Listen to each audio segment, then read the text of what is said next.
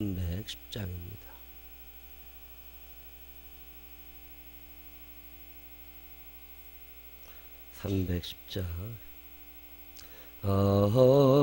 하나님의 은혜로 있을 데 없는 자 왜 구속하여 주는지 난 알 수 없도다.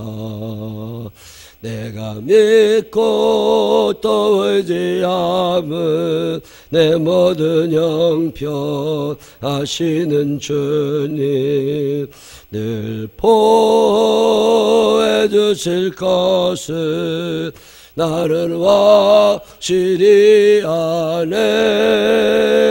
왜 내게 굳센 믿음과 또 복음 주셔서 내 마음이 항상 편한지 난 알 수 없도다.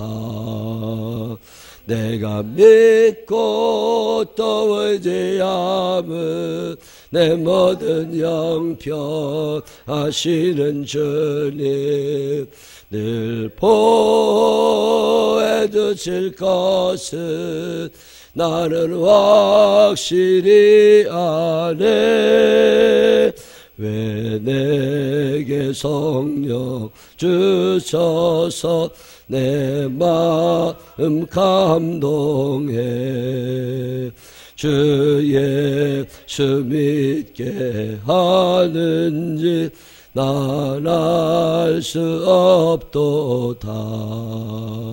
내가 믿고 또 의지함은 내 모든 형편 아시는 주님 늘 보호해 주실 것을 나는 확실히 아네.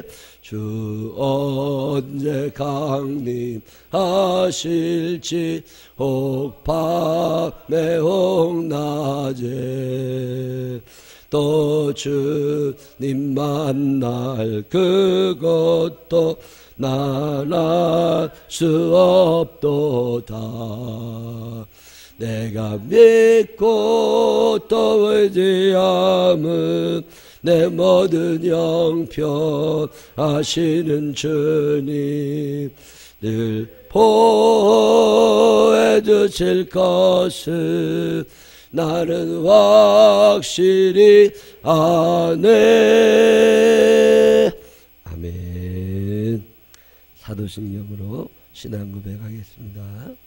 전능하사 천지를 만드신 하나님 아버지를 내가 믿사오며 그 외아들 우리 주 예수 그리스도를 믿사오니 이는 성령으로 잉태하사 동정녀 마리아에게 나시고 본디오 빌라도에게 고난을 받으사 십자가에 못 박혀 죽으시고 장사한 지 사흘 만에 죽은 자 가운데서 다시 살아나시며 하늘에 오르사 전능하신 하나님 우편에 앉아 계시다가 저리로서 산다와 죽은 자를 심판하러 오시리라.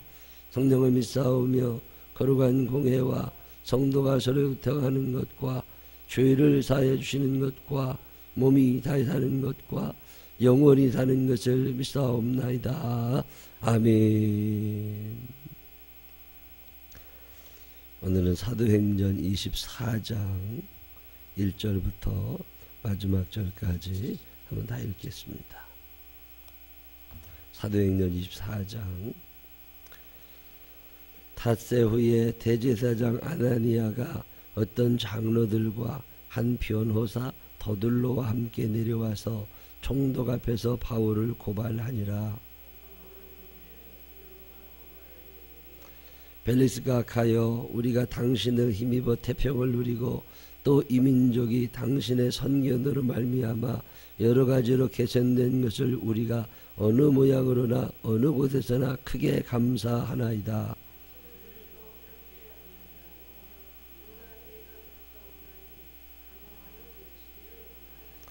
우리가 보니 이 사람은 전염병 같은 자라 천하에 흩어진 유대인을 다 소유하게 하는 자요 나사렛 이단의 우두머리라.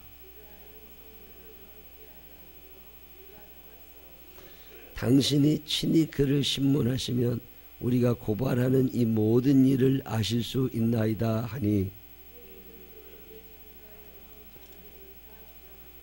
총독이 바울에게 머리로 표시하여 말하라 하니 그가 대답하되 당신이 여러 해 전부터 이 민족의 재판장 된 것을 내가 알고 내 사건에 대하여 기꺼이 변명하나이다.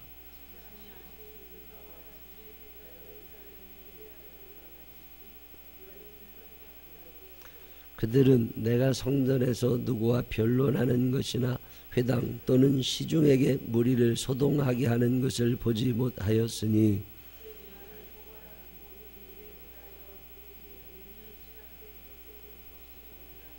그러나 이것을 당신께 고백하리이다. 나는 그들이 이단이라 하는 도를 따라 조상의 하나님을 섬기고 율법과 선지자들의 글에 기록된 것을 다 믿으며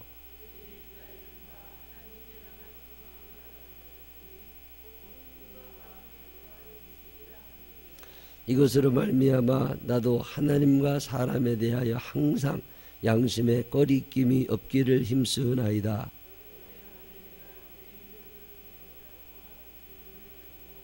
드리는 중에 내가 결례를 행하였고 모임도 없고 소동도 없이 성전에 있는 것을 그들이 보았나이다. 그러나 아시아로부터 온 어떤 유대인들이 있었으니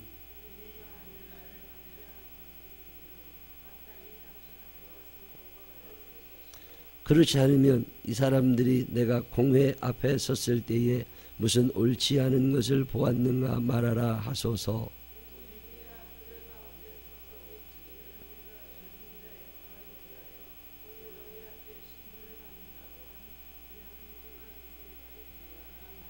벨릭스가 이 도에 관한 것을 더 자세히 아는 거로 연기하여 이르되 천부장 루시아가 내려오거든 너희를 처결하리라 하고,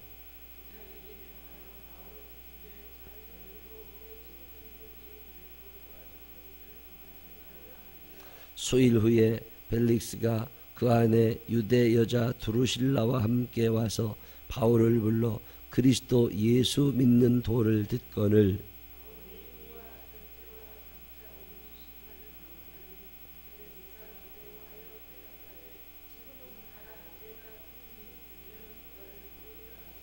동시에 또 바울에게서 돈을 받을까 바라는 거로 더 자주 불러 같이 이야기하더라. 이때가 지난 후 보르기오 베스도가 벨릭스의 소임을 이어받으니 벨릭스가 유대인의 마음을 얻고자 하여 바울을 구류하여 두니라. 아멘. 살아계신 하나님의 은혜가 우리 모두 함께 하시기를 주님의 이름으로 축원합니다.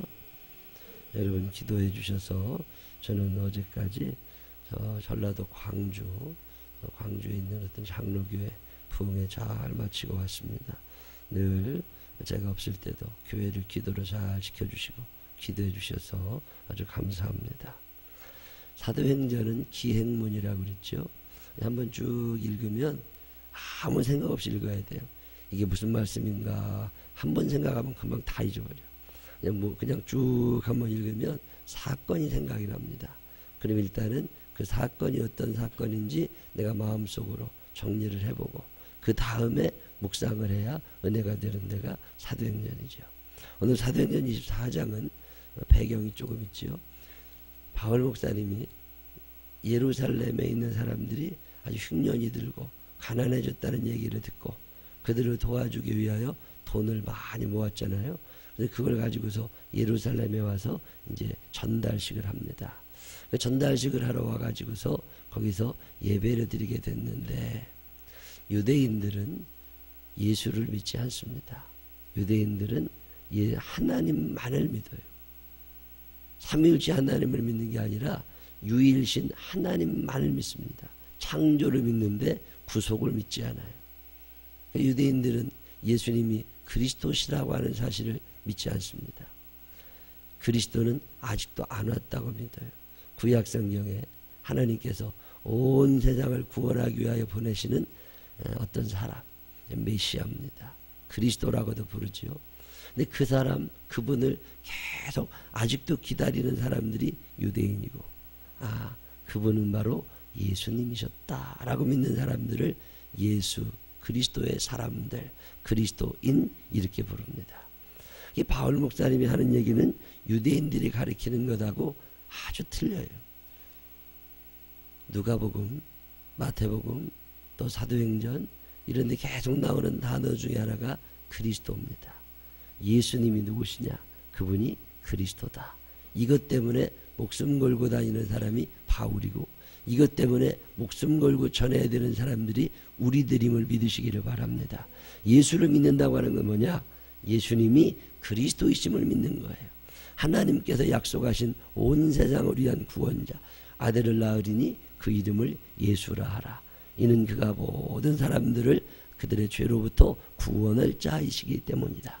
막혀있는 천국의 문을 활짝 여실 수 있는 분이 누구냐? 그분이 그리스도라고 하는 거죠. 절망 가운데 사는 사람들에게 소망을 주실 수 있는 분이 누구냐? 그분이 그리스도라고 하는 거죠.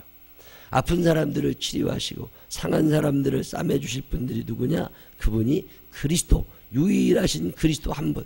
그러면 그리스도가 오셨느냐? 오셨다는 거죠. 그분이 누구냐? 예수님이시라는 거. 이게 성경이 우리에게 주고 있는 아주 핵심적인 메시지인 거거든요. 예수가 그리스도다. 유대인들은 아니라는 거예요.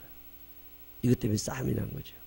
그래서 자기들이 옳다고 주장하는 유대인들이 그리스도를 우겨대는 바울을 잡은 거예요. 그래도 이 바울을 잡아다가 죽이려고 그러니까 그때 로마 군인들이 법에 따라 사람을 재판하고 죽여야지 어떻게 너들 마음대로 죽이냐. 그래서 예수님 바울을 이렇게 보호해주고 감옥에 가둬놨다가 이제 총독, 그 당시는 로마가 세상을 지배하고 있을 때니까 유대 땅도 로마가 점령에 들어와 있었다고. 우리나라의 일제 36년 동안 일본 총독부가 모든 법을 다 주관하는 것처럼 로마의 총독이 와가지고서 그 팔레스타인 땅을 다 치리하는데 그 총독의 이름이 벨릭스라는 사람이에요. 이 벨릭스라는 사람은 재판권을 가지고 있고 사람을 죽일 수 있는 권한이 있는 사람이죠. 그 천부장이라는 사람, 로마 군인이 천부장이 바울을 잡아두고 있다가 이 사람을 이제 벨릭스에게로 보낸 거예요. 재판을 거기서 하라고. 재판에서 지면 죽는 거고 아니면 사는 거고 그런 거죠. 이제 재판이 열렸어요. 재판이 열리니까 바울을 고소하는 사람들이 있어야 되잖아요. 저 사람이 이런 죄를 저질렀습니다. 그래서 고소하려고 하는 사람들이 유대인들입니다. 이 유대인들이 1절에 보면 바울이 1절에 닷새 후에 대제사장 아나니아가 어떤 장로들과 한 변호사 더둘로 함께 내려와서 총독이 있는 데까지 온 거예요. 그래도 이제 고소를 바울을 고발하니라. 거기 대제사장이면 유대인의 우두머리입니다. 장로님들도 유대인들의 치리자들이에요. 그 사람들이 자기들이 직접 하면 말이 조금 딸릴까봐 변호사 한 사람을 데려왔어요. 그 당시에 굉장히 유명한 변호사였다는 더둘로라는 사람을 데리고 와가지고 재판을 신청했어요. 재판이 이제 열리니까 벨릭스 총독이 이렇게 바울을 데리고 왔습니다. 그래서 이제 둘이 마주치게 된 거예요. 바울을 부르며 더둘러가 이제 고발하기를 시작합니다. 벨릭스가 가요. 총독을 부르죠. 당신이 참 정치를 잘하는 걸 우리가 합니다. 그리고 이제 벨릭스를 칭찬하는 얘기요. 당신 때문에 우리가 태평을 누리고 이 민족이 당신의 선교들을 말미암아 여러 가지로 개선된 것을 우리가 어느 모양으로나 어느 곳에서나 크게 감사합니다. 예, 재판장에게 아부를 하는 거죠. 유대인들은 이런 걸 아주 싫어합니다. 유대인들은 오직 모든 영광은 하나님께만 돌립니다. 하나님이 잘 다스려 주셨습니다. 하나님이 잘 길러 주셨습니다. 하나님이 여기까지 인도하셨습니다. 이게 유대인들이에요. 근데 이 변호사가 하는 말을 보면 이 사람은 문제가 많아. 사람, 박근혜 대통령이 정치를 잘해서 나라가 잘 되는 거냐? 아닙니다. 이명박 대통령이 정치를 잘해서, 노무현 대통령이 정치를 잘해서 아니죠. 하나님이 그들에게 지혜를 주셔야 되고 하나님이 그들을 붙잡아 주셔야 되고 하나님이 그들의 마음을 주장하셔야 뭘 할 수 있다는 거죠. 당신을 치리하게 하시는 하나님은 우리가 찬양합니다. 만약에 이게 이 사람이 정치를 잘하는 사람이면 당신같이 훌륭한 사람을 우리에게 보내주신 하나님을 우리가 찬양하고 하나님께 감사합니다. 모든 감사의 최종 하나님이시거든요. 근데 이 사람이 하나님을 쑥 빼놓고서 그저 벨리스를 지금 막 높여주는 거죠. 그러면서 뭐라고 그러냐면 우리가 보니 이 사람은 전염병 같은 자라. 바울의 별명이 뭐예요? 전염병 복균자입니다. 전염병 복균자예요. 예수 믿는 사람들은 이 병에 걸려야 됩니다. 이 병에 걸려야 돼. 무슨 세상에 있는 몹쓸 병들은 안 걸려도 괜찮은데 이게 영적이니 전염병 복균자가 돼야 돼요. 저는 여러분들이 기도 안 하면 죽는 병에 걸리시기를 바랍니다. 기도 안 하면 죽을 것 같아. 그게 예수 믿는 거예요. 내가 찬송 안 하면 죽을 것 같아. 내가 하나님 말씀대로 살지 않으면 당장 배가 터져 죽을 것 같아. 내가 하나님의 뜻을 어기게 되면 내가 곧 죽을 것 같아. 이게 예수 믿는 사람이에요. 바울 목사님은 전염병 복균자야. 내가 하나님의 말씀대로 사랑하며 살지 않으면 내가 죽을 것 같아. 항상 소망을 가지고 항상 믿음을 가지고 항상 사랑하며 살아가야지. 이게 내 마음대로 살고 이랬다 저랬다 살고 이거는 아닌 거라. 전염병 복균자. 옛날에 제가 대학교 다닐 때 이 말씀 읽다가 은혜 받았어요. 바울 목사님 누구요? 전염병 복균자야. 여러분들이 웃음에 전염병을 일으키시기를 바랍니다. 인사만 잘해도 얼마나 좋아. 인사만 잘해도요 세상 참 살만 납니다. 입이 뚝 나와가지고 인사도 제대로 안 하고 대문 열고 들어와가지고 엄마가 있는데도 방으로 문 꽝 닫고 들어가. 그거 안 돼. 인사를 안 가리키면 인성이 파괴된다는 거잖아요. 그러니까 그냥 하루에 10번을 만나도 10번을 다 인사하고 사는. 이게 얼마나 귀한 일이에요. 나는 우리 교회가 그런 전염병 복균자들이 있게 되시기를 바랍니다. 그냥 신나게 크게 인사하는 사람들 있잖아요. 분위기를 싹 바꾸는 사람들. 인사만 잘하고 칭찬만 잘하고 얼마나 좋아요. 어제도 위례 신도시 24단지에 신방 갔다 왔습니다. 오영웅 집사님 가족 저녁에 밤에 신방하러 갔다 왔는데 이 말씀 전 항상 소망을 가지고 살자. 항상 사랑하며 살자. 항상 믿음으로 살자. 이 전염병 같은 거. 늘 소망이 있는. 그 사람만 보면 힘이 나야 돼. 왜? 그 사람은 전염병을 갖고 있어. 다른 사람을 기쁘게 하는. 어떤 사람 만나면 짜증나. 괜히 그 사람만 만나면 얼굴에 그냥 몸에 기운이 쭉 빠지고 말도 섞기 싫어. 그것도 전염병 복균자예요. 남 망하게 하는, 남 힘들게 하는. 이거 안 되죠. 바울 목사님이 전염병 같은 사람이야. 어떤 전염병이에요? 유대인들이 생각할 때는 이 사람은 아주 나빠. 왜? 그 사람은 입만 열면 예수가 그리스도라고 얘기하거든. 유대인들은 예수가 그리스도가 아니라고 믿는 사람이에요. 또 누군가 올 거라는 거예요. 아니에요. 예수님은 이미 우리에게 오셨잖아요. 그리스도이신 예수 이미 우리에게 오셨음을 믿으시기를 바랍니다. 이게 전염병. 바울의 전염병은 입만 벌리면 예수는 그리스도라고 얘기하는 거예요. 그래가지고서 그걸 꼬투리 잡아가지고서 얘기합니다. 이 바울이 와서 예루살렘을 소란케 했다고. 소요죄. 우리나라도 소요죄 있지요. 허가받지 아니하고 막 데모하고 그래가지고 소요를 일으키면 그 붙잡아 갔잖아요. 그런 것처럼 바울 목사님이 예루살렘에서 소동을 일으켰으니까 이 사람 나쁜 사람이라는 거예요. 또 무슨 얘기를 해요? 거기 보면 전염병 같은 자라 천하에 흩어진 유대인을 다 소유하게 하는 자요. 다 소유하게 시끄럽게 하는 사람이고 또 나사렛 이단의 우두머리라. 나사렛 이단이 뭐예요? 그리스도교 예수 믿는 사람들을 비난하며 쓰던 그들만의 언어입니다. 나사렛 이단. 하나님의 아들 예수 그리스도를 믿지 않는 이들에게 예수님은 이단자 같은 아무것도 아니라는 거지. 그것에 대해 바울 목사님이 변명하는 거고. 그 밑에 또 하나의 죄를 적는데 그게 6절입니다. 성전을 더럽게 하려 함으로 우리가 잡아 싸우니. 성전을 더럽게 했대요. 근데 이게 죽을 만한 죄냐? 그러니까 그 얘기를 들으니까 세 가지 죄를 얘기하죠. 이 사람은 소요를 일으키는 사람이다. 이 사람은 예수를 전하는 사람이다. 이 사람은 성전을 더럽힌 사람이다. 이 세 가지 죄를 조목조목 따져가면서 바울 목사님이 나쁜 사람이라고 얘기를 하니까 그 벨릭스 총독이 그러면은 바울 목사님에게도 기회를 주지요. 너도 그럼 저 세 가지 제목에 대해서 말을 해봐. 이러고 얘기를 했더니 바울 목사님이 얘기하는 게 10절부터예요. 총독이 바울에게 머리로 표시하여 말하라 하니 말해봐라. 그 대답하되 뭐라고 대답해요? 당신이 아실 수 있는 바와 같이 내가 예루살렘에 예배하러 올라간 지 12틀밖에 안 됐고 내가 성전에서 누구와 변론하는 것이나 회당 또는 시중에서 무리를 소동하게 하는 것을 보지 못하였으니 이제 나를 고발하는 모든 일에 대하여 그들이 능히 당신 앞에 내세울 것이 없나이다. 나는 소란을 피운 적이 없습니다. 내가 소란을 피워서 어디 기물이 파괴된 게 있습니까? 아니면 내가 소란을 피워서 어떤 큰 싸움이 났습니까? 나는 그런 소란을 피운 적이 없습니다. 이러고 이제 소유죄에 대하여 변명하고 그 다음은 무슨 얘기하냐면 예수를 전하는 자라고 나사렛 예수, 나사렛 이달의 괴수라고 그러는데 그러나 이것을 당신에게 고백하리다. 나는 소동을 일으킨 적은 없어. 그렇지만 그들이 이단이라 하는 진짜는 아니에요. 그들만 이단이라고 그러는 거예요. 예수가 그리스도라고 하는 사실은 엄연한 사실인데 그들만 예수를 안 믿는다는 거예요.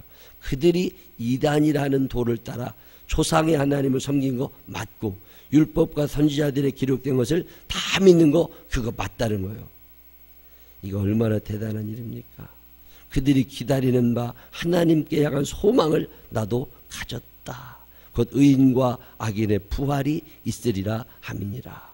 이것으로 말미암아 나도 하나님과 사람에 대하여 항상 양심에 거리낌이 없기를 힘쓰나이다. 그 밑에 여러 해 만에 내가 내 민족을 구제하려고 왔다. 이 얘기가 무슨 얘기예요? 나 예수 믿는 거 맞다 그 말이에요. 법정에 있으면 고발하는 사람이 너 그렇게 했지? 그러면은 했다고 그래요? 안 했다고 그래요? 안 했다고 그러지. 너 훔쳤어? 안 훔쳤어요. 훔치고도 안 훔쳤다고 그래. 거짓말 다 합니다. 근데 바울 목사님이 뭐라고 그래요? 말 잘못했다가 이거 잡혀가면 어떡해? 근데도 아니에요. 예수 그리스도에 관한 이야기가 딱 나오니까 맞다는 거예요. 난 소란을 일으킨 적은 없어. 그렇지만 내가 예수를 믿어. 나는 성경에 나와 있는 걸 다 믿는다는 거예요. 14절 맨 마지막 절 보면 조상의 하나님을 섬기고 율법의 선지자들의 글에 기록된 것을 다 믿어요.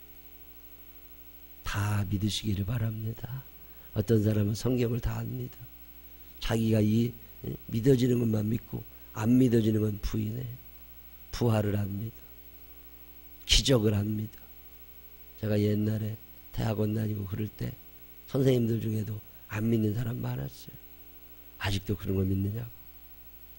큰일 납니다. 영국에서 공부한 사람 그 얘기하잖아요. 영국에서 공부한 목사님 얘기하시잖아요. 자기가 한국에 들어왔어 보니까 참 좋은데 자기 가르쳤던 영국 그 선생님들 신학대학교 교수고 목사라는 사람들이 구약에 나와 있는 이야기를 안 믿는다고. 천지창조를 믿지 아니하고 여리고성이 무너진 걸 믿지 아니하고 홍해가 갈라진 걸 믿지 아니하고 이게 무슨 짓이냐면 바울 목사님은 다 믿은 사람. 저는 성경에 있는 이야기를 다 믿습니다. 옛날에 이스라엘을 인도하신 하나님, 그 하나님 믿고 그 하나님이 오늘 우리를 인도하심을 믿습니다. 다 믿는 게 믿음이에요. 24절 마지막에 다 믿어. 바울 목사님의 신앙 고백입니다. 그들이 기다리는 바 하나님께 소망을 놔두고 살고 하나님께 소망을 두고 그리고 의인과 부활이 있음을 나는 믿는다. 이걸 믿는 증거가 어떻게 나타나느냐? 양심에 거리낌이 없이 하나님 앞에 바르게 살려고 애를 쓴다는 거예요.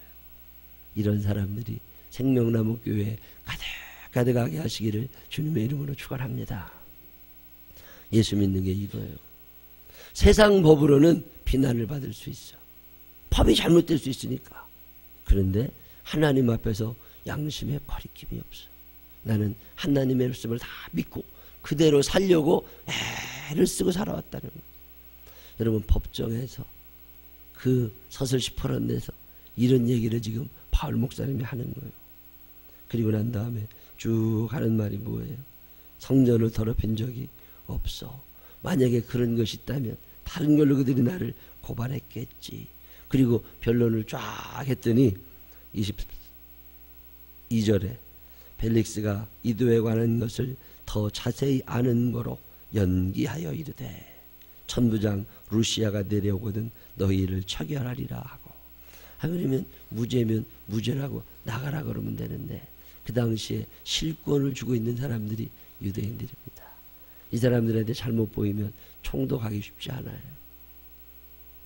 한 번은 어떤 국회의원 이 얘기 듣게 됐어요. 어떤 목사님이 그냥 화가 나가지고 국회의원한테 전화해가지고 동성연애법 이런 거 통과시키면 안 되는 거라고, 복지에 대해서 이런 거 당신이 이렇게 하면 나라 재정 다 말아먹으려고 그러냐 막 뭐라고 야단쳤대요. 그랬더니 국회의원이 그러더랍니다. 저도 안다고, 나라 망하는 거 알고 힘든 거 알고 이거 옳지 않다는 거 다 압니다. 근데 표가 그쪽이 더 많습니다. 참 표 몇 장 그 표를 더 얻어야 자기가 국회의원 하니까 양심을 속일 수밖에 없고 타협할 수밖에 없고 죄를 지을 수밖에 없다는 거예요. 왜? 표 많은 다수결이 이 세상을 결정하는 건 참 위험한 일입니다. 민주주의는 다수결이다. 그러면 엄마하고 애들들하고 앉아가지고서 오늘로 아빠 몰아내자. 그럼 아빠가 나가야 되는 거예요. 다수결인데 애들 30명이 앉아가지고 오늘은 우리가 수업을 듣지 말고 선생님을 두들겨 패자. 다수결로 결정하면 그렇게 해야 되는 거예요. 이게 말도 안 되는 짓들 하고 있는 거라고. 다수결이 항상 옳은 건 아니에요. 많은 사람의 표가 있다고 그래서 양심을 속이면서 그리고 정치하는 정치인들이 얼마나 많아요. 인기만 있으면 다요. 누가 옳으냐, 이게 하나님의 뜻이냐, 이게 앞으로 한국을 위하여 좋은 거냐, 우리나라가 다 잘 살게 되는 거냐. 다수결 하다가 자살 세계 1위요. 불행지수 세계 1위요. 다수결을 따라야 될 때가 있고 안 따라야 될 때가 있는 거거든. 하나님의 말씀이 뭐냐, 사람보다 1000만 명의 사람보다 하나님의 생각이 더 중요한 거거든. 근데 우리는 이걸 못하고 사는 거예요. 국회의원이라는 사람들이, 시의회 의원이라는 사람들이 하는 일이 뭐예요? 뭐가 표가 많으냐, 이것만 따지는 거 아니에요. 그래가지고 나라가 제대로 되느냐. 이 벨릭스라는 사람이 뭐하는 사람이에요? 총독이야. 3가지 고발에 대해서 아무런 죄가 없다는 게 드러났잖아요. 그러면 풀어줘야지. 왜 안 풀어줘요? 유대인들이 그 당시에 모든 걸 다 장악하고 있거든. 저 사람들한테 잘못 보이면 총독해보기 쉽지 않아. 그렇다고 죄 없는 사람을 죽일 수도 없어. 그리고 어떻게 해야 돼요? 연기하자, 다음에 하자. 이게 벨릭스예요. 이게 나쁜 사람입니다. 이 사람 나쁜 사람. 자기 양심, 신앙의 양심에 따라 옳고 그름을 판단하지 않는 사람이에요. 눈치를 보고 사는 사람. 바울 목사님은 어때요? 눈치 안 봐. 대제사장이 뭐라고 하든지 말든지 간에 하나님의 말씀이요. 이건 다수결로는 쳐. 그렇지만 이게 하나님의 말씀이니까 나는 이 말씀 따를 거예요. 이게 바울 목사님입니다. 아, 참 멋있어요. 그러고 나서 무려 2년이나 끕니다. 시간을. 아니 그게 뭐 대단한 죄야. 그게 뭐 별것도 아니라고. 풀어주면 되고, 아니면 저 다른 법정으로, 지금 지방법원 같은 데니까 고등법원 같은 데로 올려놓으면 되는 거잖아요.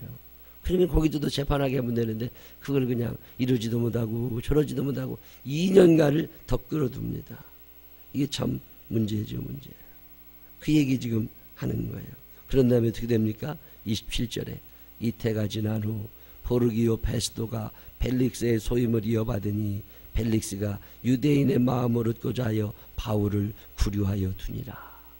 유대인의 마음, 유대인의 눈치를 보느라고 벨릭스가 죄 없는 바울을 거기다 가둬두고 2년이 지난 거예요.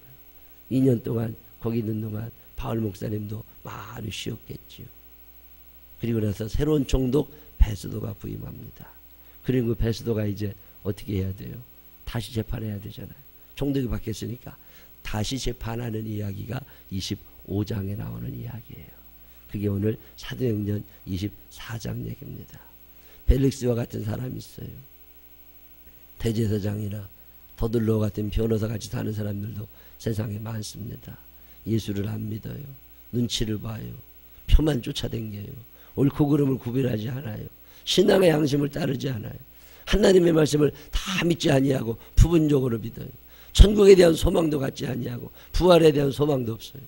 그러고 오늘 교회 다니는 사람이 얼마나 많아요. 근데 바울 목사님은 안 그래요. 하나님의 말씀을 다 믿어요. 하늘의 소망을 두고 살아가요. 천국과 부활, 심판을 다 믿어요. 그리고 그것에 따라 양심을 지키며 살아가요. 이게 우리가 본받아야 될 신앙인의 모델입니다. 벨릭스 같은 사람 안 됩니다. 대제사장 같은 사람들 안 됩니다. 여러분 어떻게 예수 믿으세요? 벨릭스와 같이 신앙의 양심을 속이더라도 보신주의자라고 그러죠. 저 하나 살겠다고 억울한 일 당한 사람들 그냥 두고 표묘장 더 얻겠다고 인기 좀 얻겠다고 옳지 않은 길에 서는 사람 얼마나 많아. 안 됩니다. 신앙인들은 그렇게 사는 사람들 아니에요. 아닌 건 아닌 거지. 그리고서 자신 있게 바울 목사님처럼 나는 믿는 건 이건데 이 믿음 따라 나는 양심을 따라 살 거다. 감옥에 가두려면 가두고 죽이려면 죽여봐라. 하나님이 좋아하는 사람들입니다. 여러분 사는 날 동안에 벨릭스처럼 타협하고 연기시키고 이런 사람들 아니라 바울 목사님처럼 감옥에 갇히더라도 신앙의 양심을 따라 옳은 길에 설 수 있는 믿음의 사람들이 되시기를 주님의 이름으로 축원합니다. 기도하십시다. 하나님 아버지 참 많이 불편하게 속이며 삽니다. 양심을 따르지 않습니다. 또 성경에 있는 이야기를 다 믿지는 않습니다. 그 과거에 있는 이야기가 오늘 나의 이야기로 믿어지지도 않습니다. 하나님 그런데 오늘 사도행전 24장에 바울 목사님 이야기를 배웠습니다. 우리도 그렇게 살아가고 싶습니다. 하나님의 말씀 따라 양심에 조금도 거리낌이 없이 하나님의 뜻대로 살아가기를 원합니다. 때로는 약해서 때로는 먹고 살기 위해서 타협하고 벨릭스처럼 치사하게 약삭빠르게 계산해가면서 그렇게 살 때도 있지만 하나님 그거 옳은 거 아닌 걸 압니다.